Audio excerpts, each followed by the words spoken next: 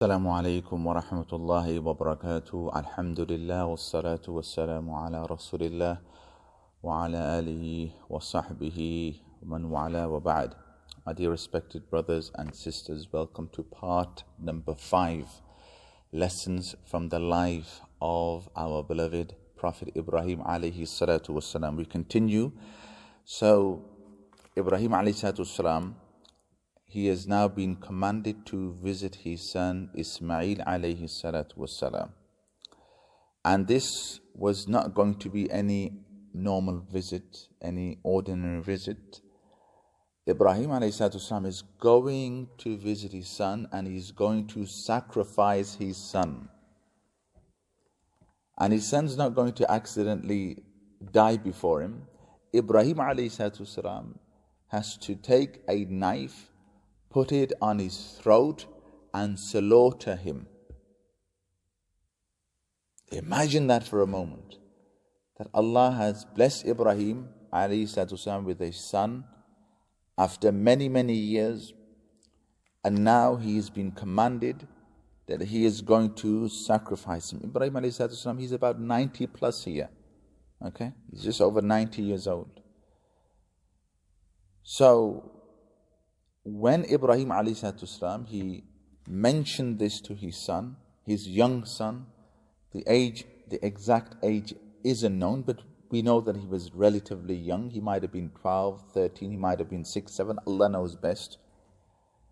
And he mentions this to his son, that I see in a dream that I am sacrificing you.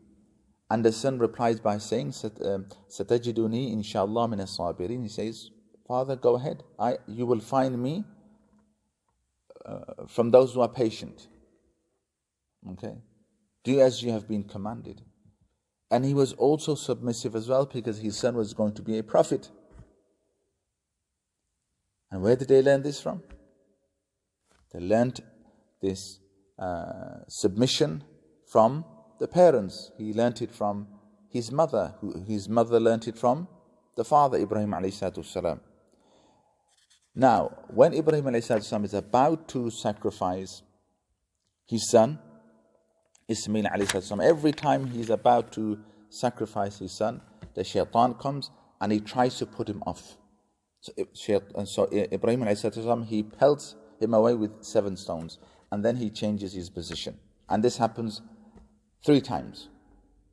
And this is why, subhanAllah, today the Hujjaj, they will be repeating this action, and in those very places they will be pelting the shaitan as well, okay, with 7 stones each.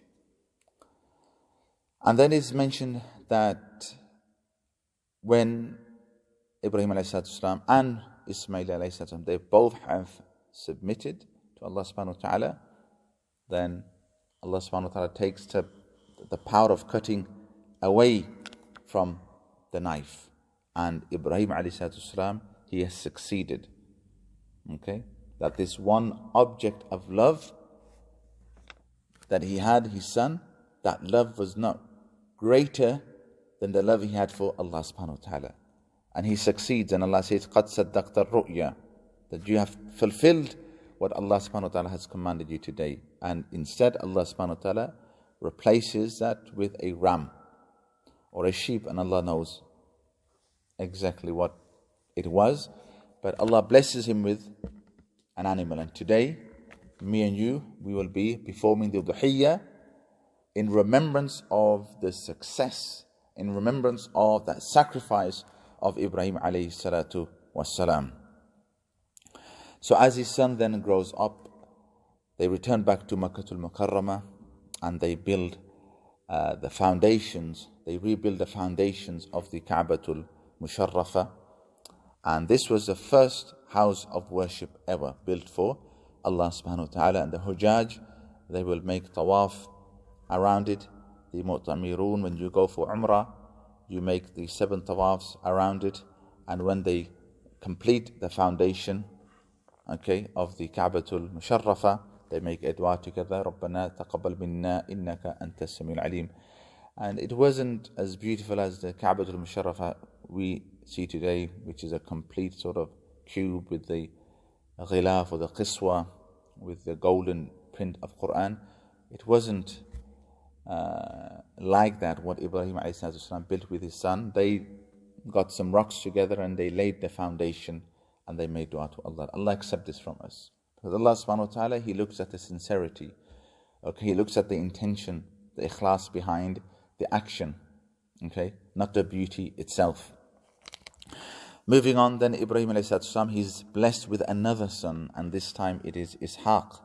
And this is to show gratitude for his devotion to Allah subhanahu wa ta'ala, and from both of them will come great nations, will come great prophets. So from Ishaq we have the Banu Israel, okay, we have Yaqub alayhi salatu salam. From Ishaq we have Yaqub, from Yaqub we have Yusuf alayhi salatu salam. And from Ismail alayhi salatu salam come the Arab race and the final Prophet Muhammad sallallahu alayhi wasallam. And so Ibrahim alayhi salatu salam's task was complete. He was a complete role model, fulfilling every test from Allah subhanahu wa ta'ala.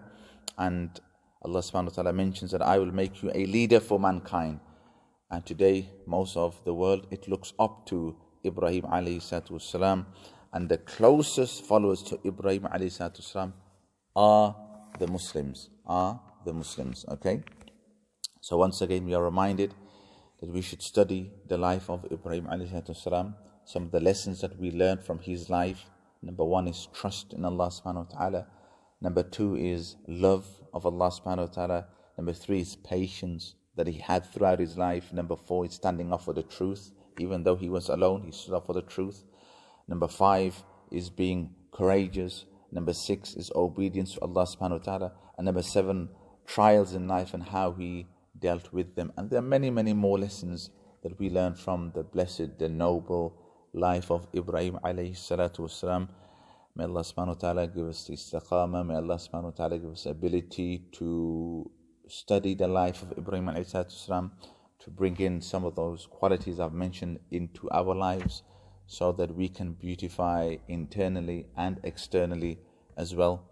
And on this note, I will finish. أقول قولي هذا واستغفر الله لي ولكم ولسائر المسلمين فاستغفروه إنه هو الغفور الرحيم. فجزاكم الله خير والسلام عليكم ورحمة الله وبركاته.